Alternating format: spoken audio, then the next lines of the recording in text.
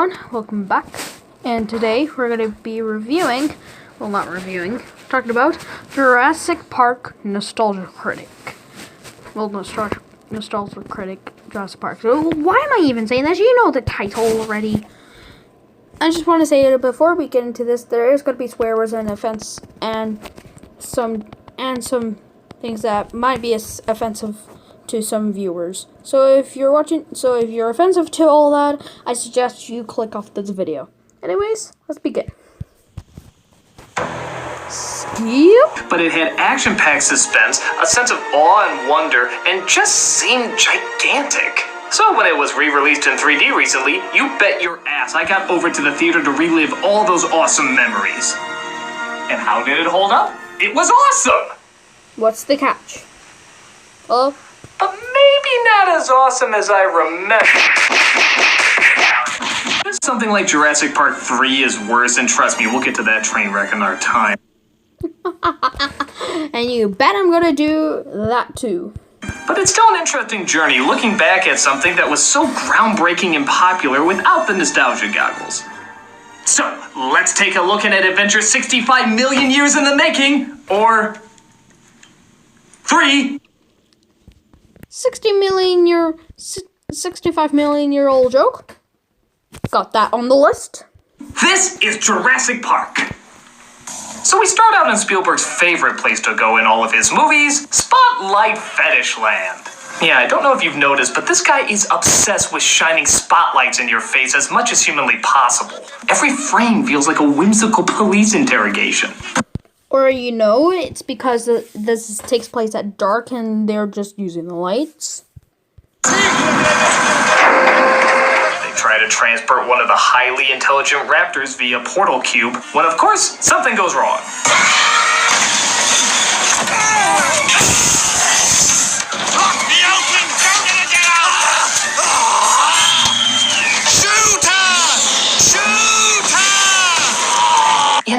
Was there really no other way to get these things into their cages? Brute force doesn't do much compared to common sense. I mean, look at the forklift. They could lift it just a little bit higher and boom, drop it in. One problem. They'll probably just harm the creature okay. So drop it in? Sure. If you want to cause damage to one of your expensive assets. Tranquilizers! Why not tranquilizers? Couldn't they just knock these things out and then slip them in that way? No, because tranquilizing takes time. Let me explain. According to the BBC documentary in Africa, which also has tranquilizers, it takes about 8 minutes for the elephant to fully fade out with the tranquilizers. 8 minutes, okay? So, how long would it take for a velociraptor? Exactly? Well, concerning about their size, it would probably only take about 2 minutes. But this is Jurassic Park, and they're a little bit bigger. So how would they? I would probably say about the same rate. Because these are just small creatures. So it would probably be at the same time.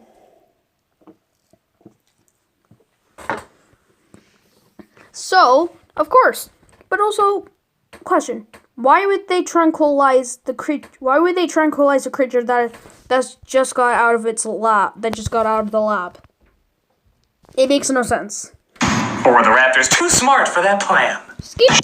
New Zealander Sam Neill. Look at the half-moon shape. You want to have one of those? A flock of birds evading a predator. And Dr. Settler, his girl, Fionn.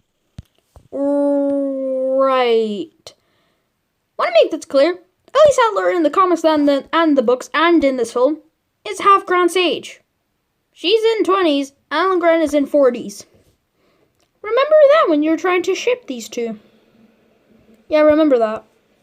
Unpredictability. John, they're out there. Did she eat an ice cream scoop of peanut butter before coming to the set?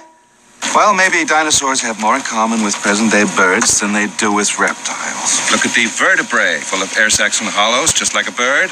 And even the word raptor means bird of prey. Raptors were very aware of this when they were naming themselves. That doesn't look very scary. More like a 6-foot turkey. A turkey, huh? Oh, no. So he scares the little kid by showing him something he never thought he'd see on a hunt for dinosaur bones. A dinosaur bone! Ah! Not just any dinosaur bone. It's a sickle claw. What's a sickle claw? Well, let me... Okay, so... See that giant thing on its toe? That's a sickle claw. What's it for? Pretty simple. According to scientists, it would be used to grapple onto its prey, so then they can stay on it until it dies. And as well for the prey to actually more bleed out. You want to have one of those? Wait, you're just gonna skip that entirely? Then what was the point of it? I don't want that kid, but a breed of child Dr. Grant could be intriguing. But the work is interrupted by John Hammond, Blow me bagpipes! who offers to fund their dig further if they offer outside opinion on his... It's funny because he's Scottish. For a person that lives in the UK, I take offense. his new park due to the loss of the worker earlier. I mean, let's face it, in your particular field, you're the top minds. Yes, you have no idea how computers work and you study ancient plant life. Clearly nobody would be more qualified. These are famous scientists and fossil finders. Why would they not be qualified? They're famous in the film. I like you. Both of you. I can tell instantly about people. It's a gift. Go. Obviously, he took that into consideration when he hired this guy. Dennis Nedry, played by Wayne Knight, before his heart decided he wanted to live. Did you do something you wanted him to die?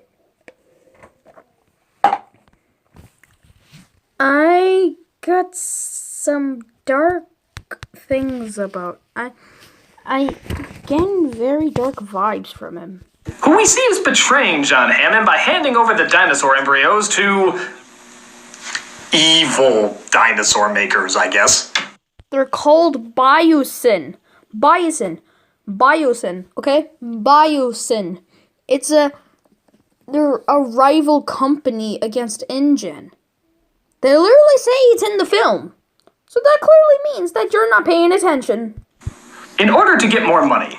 And you might notice one of the main problems with the first third of this movie. It focuses a great deal amount of time somehow hastily rushing a ton of exposition. On delivery, 50,000 more for each viable embryo. We are facing a $20 million lawsuit. There's a particular pebble in my shoe represents my investors. 7 o'clock tomorrow night on the East Dock. 48 hours from now, if they're not convinced, I'm not convinced. Is that they insist on outside opinion. But it's alright. To account for that, they make the characters' motivations and story arcs disgustingly simple. Even down to dressing them in Care Bear colors so you can easily remember which one is which. Which one's Grant? Oh, he's the one. That's the darkly dressed evil one known as Jeff Goldblum. Shoot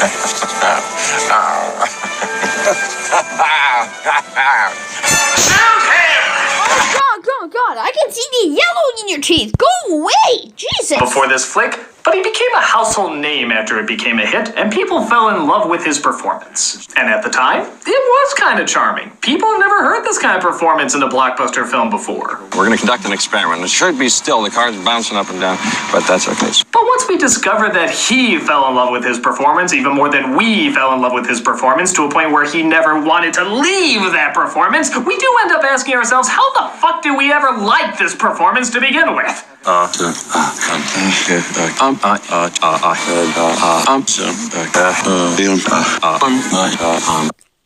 It sounds like you're more mocking his disability than making a joke. Just saying.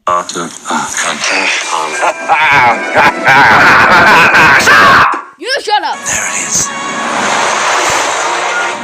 Go away. Till you're dead. The full 50 miles of perimeter fence are in place. And the concrete modes, and the motion sensor tracking systems. Ronald, dear boy, relax. The only thing we don't have is security in case a storm comes or the power goes out. But we have this guy for that. So we good. At no expense. I shut you down, John. In 48 hours, I'll be accepting your apologies. So they arrive at the star attraction, Laura Dern mugs for the trailer, and we get our first look at Gertie. Who's Gertie, you might ask? Gertie is actually the sauropod dinosaur from the old films from 100 years ago.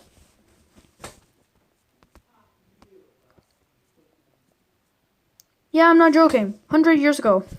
All the way back to when animated films and stuff were being made. Not joking. It's a dinosaur. Welcome to Jurassic Park.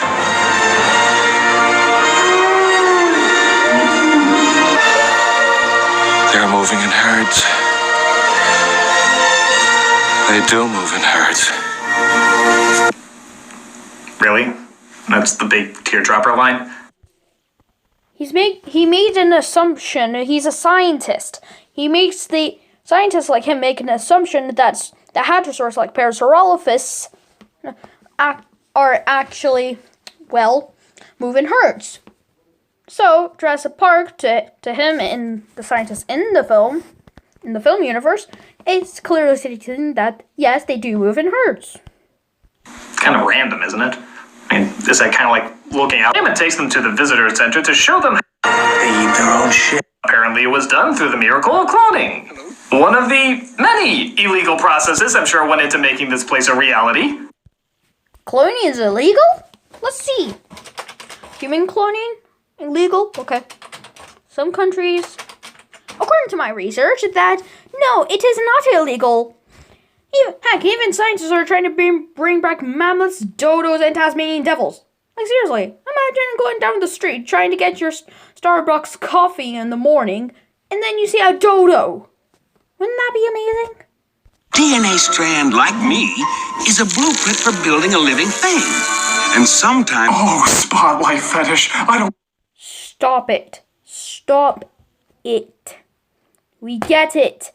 Just shut up about it. care if I'm the only director in the world who has it. I will make you a star. 100 million years ago, there were mosquitoes, just like today. After biting a dinosaur, the mosquito would land on the branch of a tree and get stuck in the sap. The tree sap would get hard and become fossilized, just like a dinosaur bone, preserving the mosquito inside. Okay, even if you were to buy this half-baked science that even Donatello would call a little suspicious, what are the chances of finding tons of mosquitoes not only millions of years old, not only have bitten every popular dinosaur to be marketed, but also all happen to get stuck in tree sap?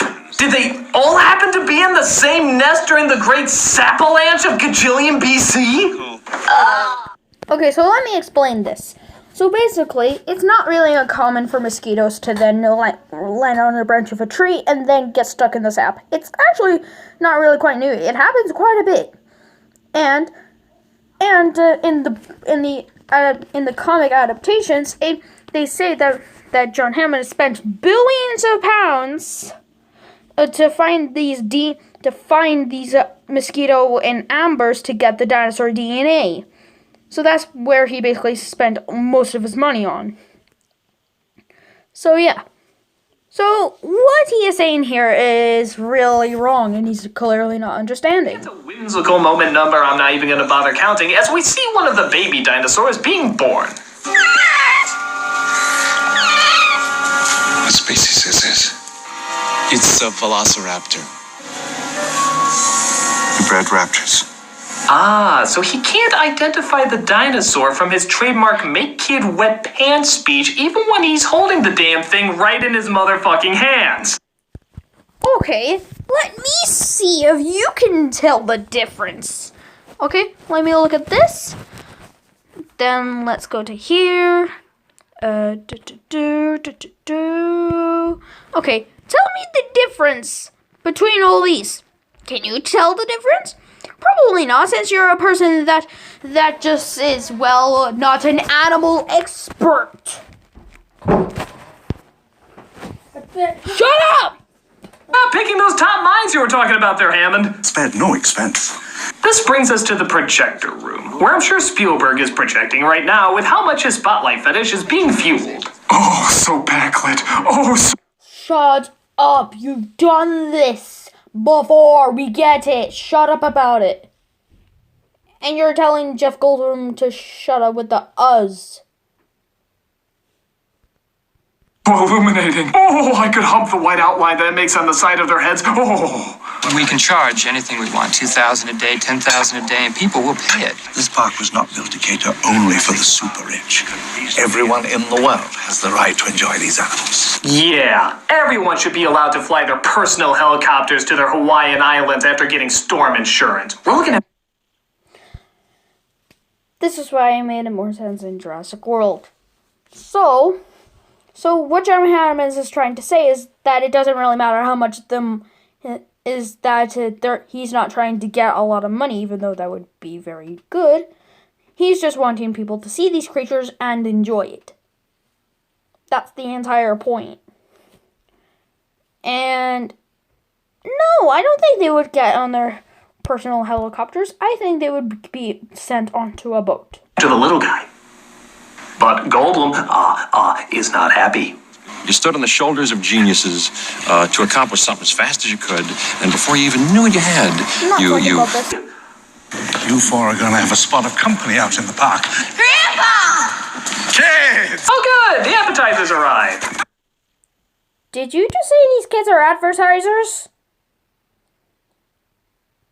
What? Now we can start our tour with the latest and greatest in high-tech ingenuity. It's an interactive CD-ROM! Holy shit, it's packed in CD-ROM! Oh my god, tell me it doesn't have X-Wing! Tell me it doesn't have X-Wing!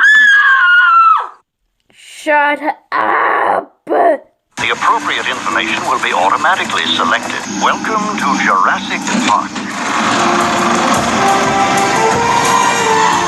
What do they got in there, King Kong?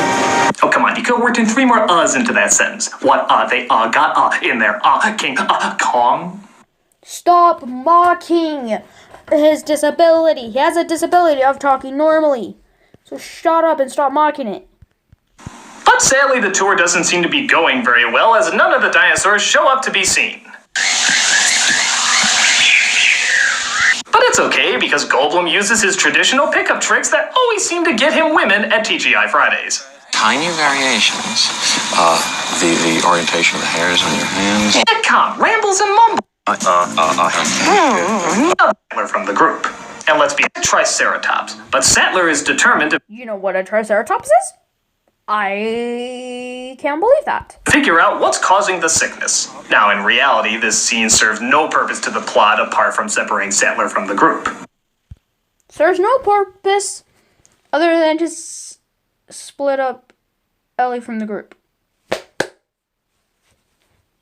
Which one? Take your pick!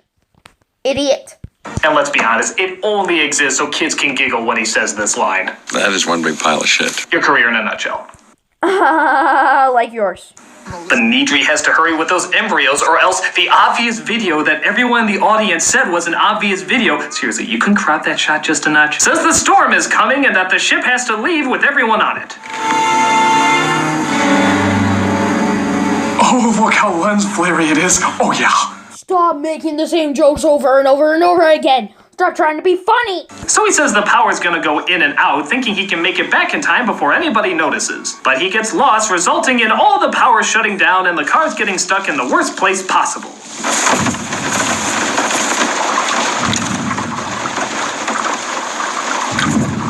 And this leads to easily the best character in the whole movie.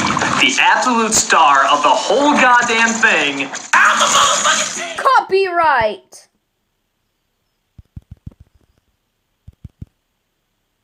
Find the Hammond said earlier? In 48 hours, I'll be accepting your apology. I'm sorry I ever took you on as a client! Lawyer. Tastes like deep-rooted insecurity and bitterness. Grant gets bulgy eyes out, but young Ferris Bueller is still stuck in the car, and the T-Rex throws it over. I'm the motherfucking T-Rex! Shut up.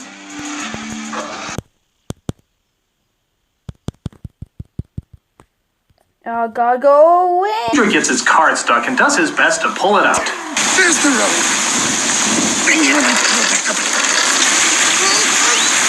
Was that a cartoon sound effect? Did Schumacher take over for 1 second? No, that is not what happened. That's just him slipping over the cable. Alright? That's it. Buddy comes across a nasty visitor. Or at least she becomes nasty when the prop guy pulls the strings. Yep, just ruined that scene forever for ya.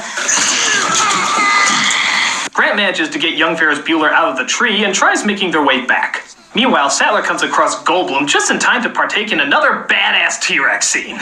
Copyright.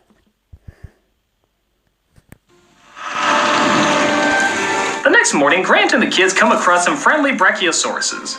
I have to admit, this is one of the lesser effects in the movie. I don't know, maybe because it's at a profile, but does anyone else think it looks like just a giant, expensive sock puppet? Maybe because it is one. Can I touch it? Sure. Just think of it as kind of a big cow. I like cows. Well, I know he sounded weird to me too. Not that you can make the phrase, I like cow, sound all that natural, but it goes pretty Out of frogs. Now, how all of them are females.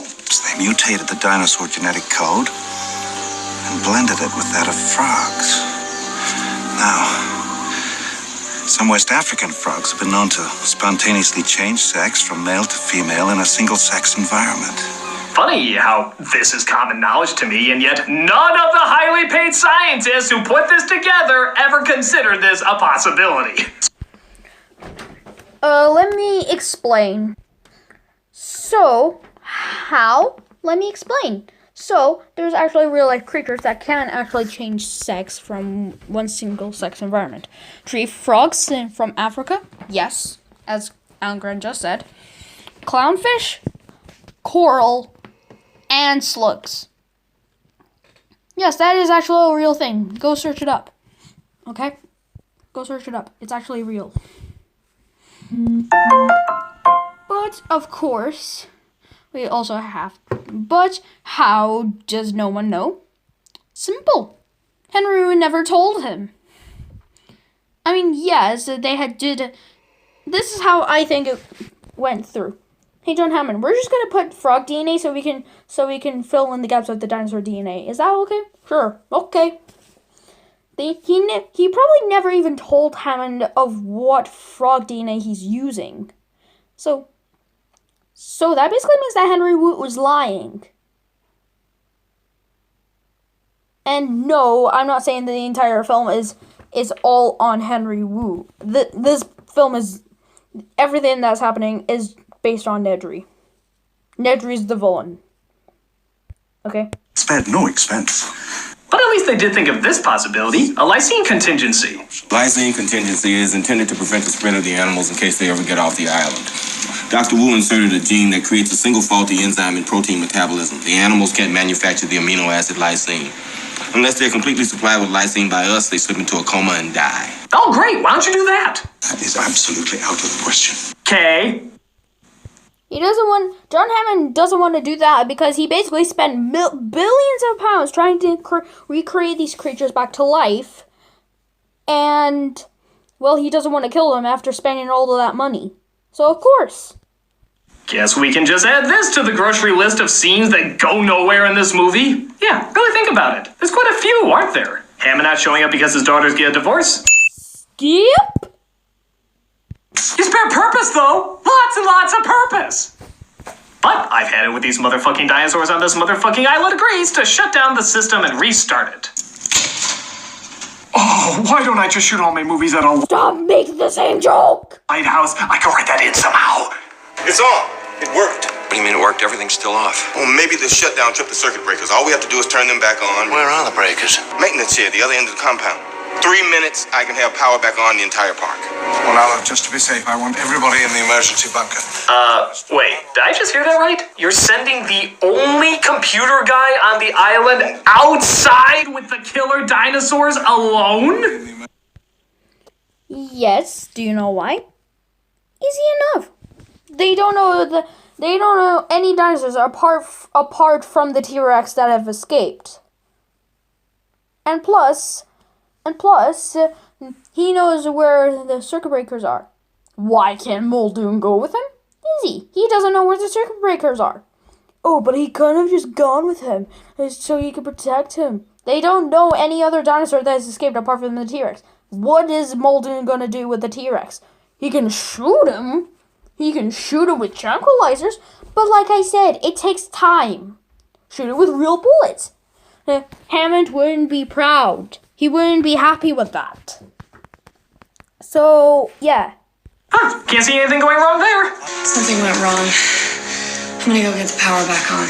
You can't just stroll down the road. Oh, you mean like the way you just let that guy stroll down the road? Oh, yeah. Like I said, he knows where the circuit breakers are. Molden could have gone with him, but he doesn't know where the circuit breakers are. Plus, if he runs into a dinosaur that is a T-Rex, he can't do anything. Yeah, the black dude can handle his own, but when the pretty white lady has to go, And you're a... have a vagina.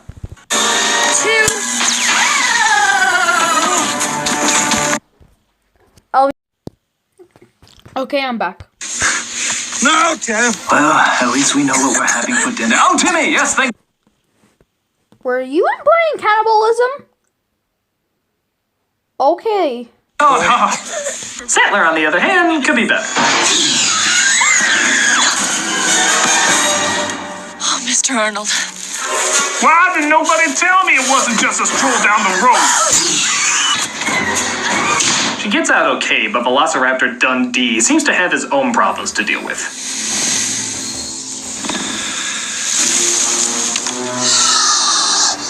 Clever girl. Waiting for me to turn around You're facing the wrong way, my friend. to acknowledge your intelligence.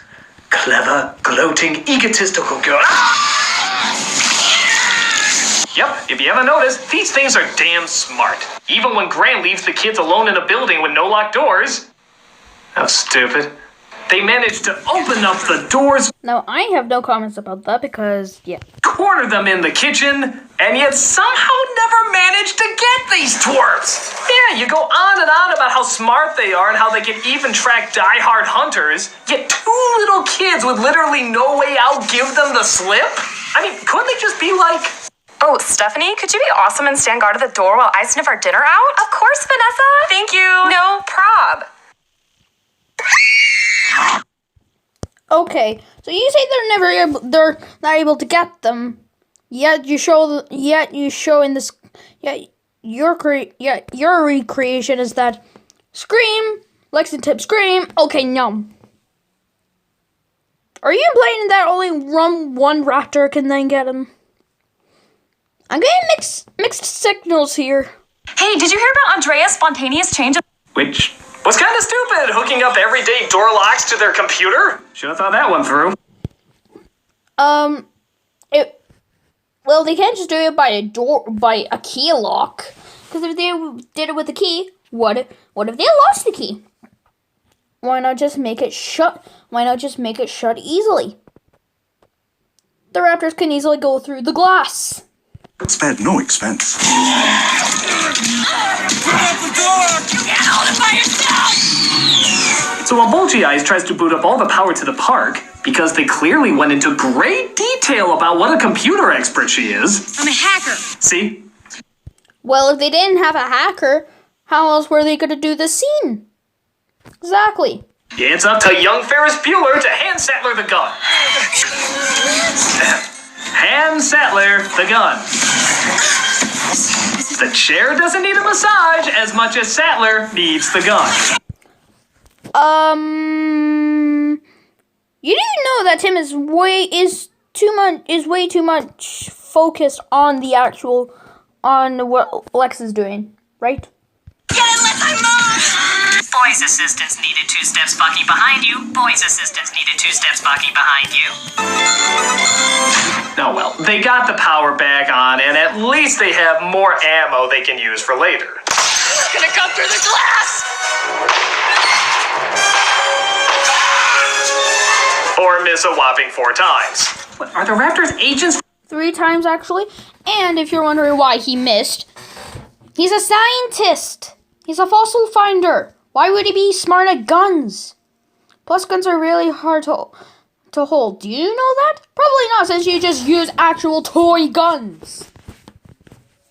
From the Matrix? How the hell can you miss 4 times hitting a dinosaur? 3 times.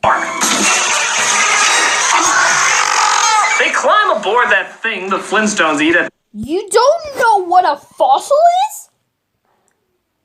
My gosh! He doesn't even know what fossils are! The end credits when it seems like they're cornered. How the hell could they get out of this one? Could be right. Just needs a mic drop. And thus they We get it. The T-Rex is awesome. Shut up. all seem to make it out okay. Mammoths. Next time, definitely mammoths.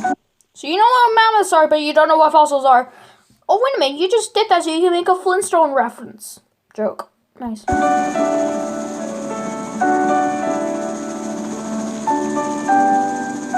Aw, my touching story arc is complete. Let's split in the 3rd film. Okay. They were never together. Ellis Tyler's like half his age. The fuck? Anyways, that's the end of it. So I hope you guys enjoyed this video. Don't forget to hit the like and subscribe button. Drop a comment and hit the notification bell so you don't miss an upload. See you guys next time. Like a Hellcat.